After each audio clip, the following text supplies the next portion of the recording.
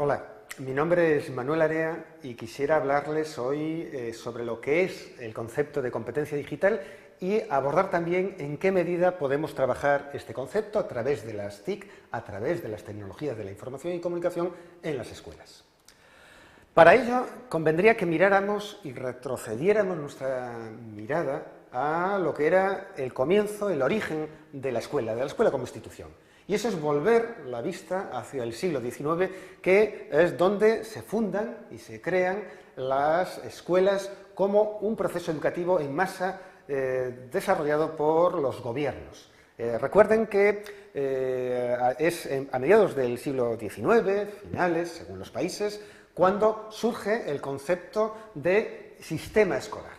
Este sistema escolar, como les digo, que pretendía la educación en masa de toda la población, pretendía básicamente alfabetizar, es decir, enseñar a leer y escribir para poder acceder a la cultura de los libros. En consecuencia, es una institución impulsada por los gobiernos nacionales que nació al servicio de la construcción del concepto de ciudadanía nacional. Se pretendía formar ciudadanos que tuviesen conocimiento de lo que era la historia, de lo que era la literatura, la geografía propia de cada estado que estaba emergiendo y al que respondía ese sistema escolar. Y a la vez no debemos olvidar que fue una institución que nació bajo el desarrollo de un nuevo modelo económico como fue la llamada sociedad industrializada. Por eso, de algún modo, algunos autores hablan de que la escuela vendría a ser como una especie de sinónimo de la fábrica. Bueno, los procesos de enseñanza a lo largo del siglo XIX y sobre todo en nuestro último siglo XX ha sido caracterizada, o la enseñanza que se desarrollaba en las escuelas, como el intento de transmitir esas señas de identidad nacional a los ciudadanos de cada uno de los países. El libro de texto era el canon cultural, sobre todo el libro de texto. Si hay algún material didáctico generado expresamente desde la institución escolar, es precisamente el libro de texto, ¿no? El culto al material impreso. A la vez, aprender era, como pueden ustedes comprobar ahí, era acumular datos, fundamentalmente memorizarlos, para luego reproducirlos en un examen.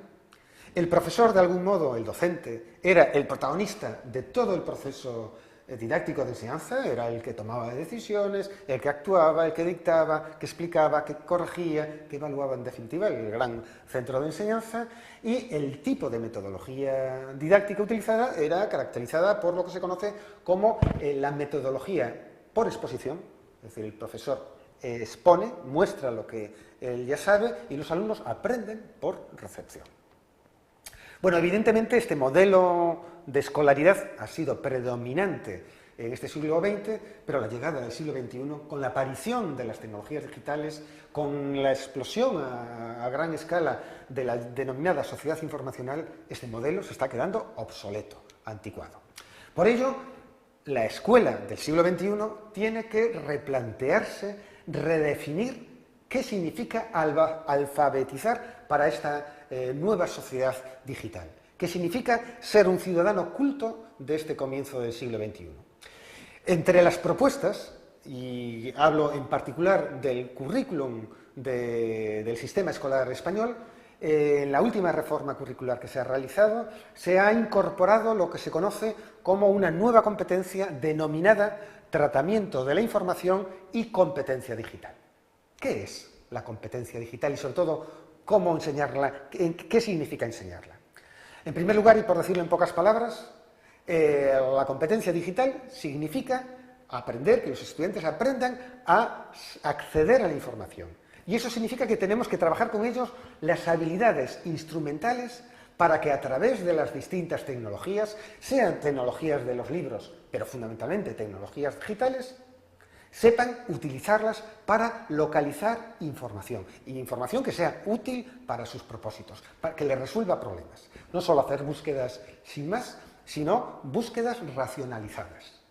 A la vez, esa competencia digital implica que debe saber transformar la información que encuentra en las múltiples tecnologías, transformarla en conocimiento. Es decir, que es capaz de plantearse problemas, el estudiante, claro, analizar esos problemas, interpretar la información que encuentre, analizarla críticamente. y saber utilizarla con significado. Por eso hablamos de que una cosa es encontrar información y otra transformarla en conocimiento. Y esto implica la activación por parte de los estudiantes de habilidades cognitivas de alto nivel, de análisis, de contraste, de comparación, de expresión, etc. Pero la competencia digital supone, además de saber buscar información y analizarla, supone también ser capaz de expresarse y saber comunicarse digitalmente, por escrito, audiovisualmente. Es decir, el estudiante posee, digamos, los conocimientos y habilidades para poder crear documentos, insisto, sea en formato escrito o textual, sea en formato audiovisual, en formato hipertexto o en formato multimedia, y difundir ese conocimiento que él construye a través de estas múltiples tecnologías. Y a la vez también la competencia digital implica trabajar las actitudes y los valores. Es decir, que el estudiante adquiera también un conjunto de valores que le permitan utilizar de forma democrática y ética toda la información y las tecnologías. ¿Cómo enseñar esto? Hemos presentado en qué consiste y qué enseñar de la competencia digital, pero ¿cómo enseñarlo? Pues básicamente tiene que ser a través de una metodología basada en el desarrollo de actividades. Para ello les presento ahí 4 principios o criterios básicos que debe tener en cuenta un profesor a la hora de planificar y desarrollar esas actividades destinadas a desarrollar en sus estudiantes las competencias digitales. La primera de ellas es que las actividades les sirvan para que los estudiantes aprendan a través de la acción, aprendan a través de su propia experiencia, no a través de la mera recepción de información, sino que los estudiantes, a través de las actividades, hagan y desarrollen tareas con valor, con significado y que les sean útiles. Un segundo criterio es que se desarrolle una metodología didáctica que favorezca procesos constructivistas del conocimiento, que el estudiante sea quien construya los significados, no solo los reciba. A la vez, muy importante es que frente a un aprendizaje solo individual, se trabaje y se cultiven tareas que impliquen el trabajo en equipo, el trabajo colaborativo, tanto en el contexto del aula como mediadas tecnológicamente. Y un cuarto criterio general sería que utilicemos fuentes y recursos y materiales didácticos de diverso tipo, variados, como pueden ser tanto los libros como, sobre todo, los recursos web 0. Vamos a ejemplificar esto. Vamos a poner algunos ejemplos de tipo de actividades que podrían hacerse. Vean ustedes, ahí, por ejemplo, podemos utilizar las denominadas wikis, que es uno de los recursos de la web 2.0 más utilizados en estos momentos, y tienen un potencial educativo tremendo. ¿Para qué podemos usar wikis? Básicamente, por ejemplo, para pedirles que ellos construyan el diccionario o la enciclopedia de la asignatura, a través imitando de algún modo lo que se conoce como la Wikipedia, ¿no? Pero hacerlo solo en el caso de los contenidos, de los conceptos más relevantes de la asignatura que están trabajando. O podemos utilizar las wikis para que ellos hagan proyectos de trabajo, proyectos de investigación en torno a ciertos aspectos problemáticos de interés para la asignatura, etcétera, etcétera.